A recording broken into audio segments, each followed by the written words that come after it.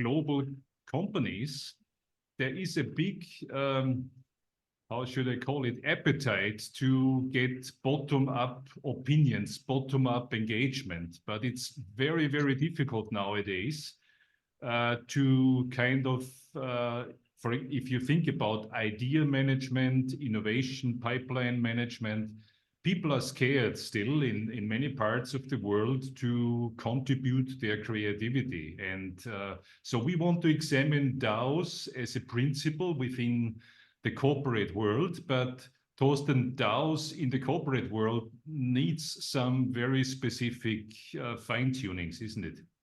It does. So on the one hand side, a DAO is kind of like a structure which is actually quite new, which doesn't form a long legal entities necessarily.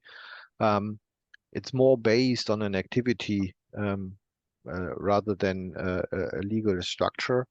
And therefore it leans itself very much to the ability to kind of extend beyond the legal boundaries of an organization. So there is an appetite, for example, to include customers in these activities, or there is an appetite to include suppliers in these activities.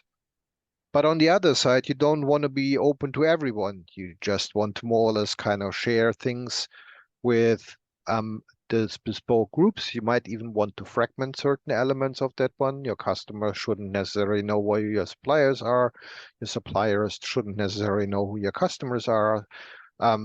So there is this loosely coupled intention to work together to solve certain problems or to address certain questions and get an outside view and have a certain element of joint effort in it. But on the other side, you don't want to be kind of open to everyone. And the current DAO concept is pretty much based on, yeah, just put it out in the wild. Someone will pick it up and we're going to compensate you in a certain form for that.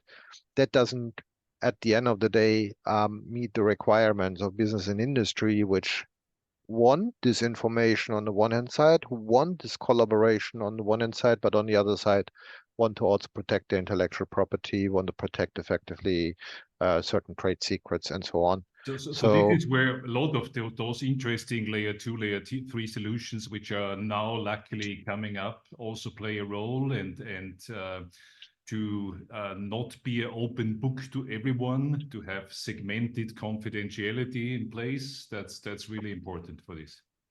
And that's kind of a new concept, which is actually kind of elevating the underpinning concept of DAOs to another level and another level of adoption in itself. So I'm thinking in this context about collaboration on an ecosystem level with DAO-like structures, but on the other side, conserving secrets and privacy in this context.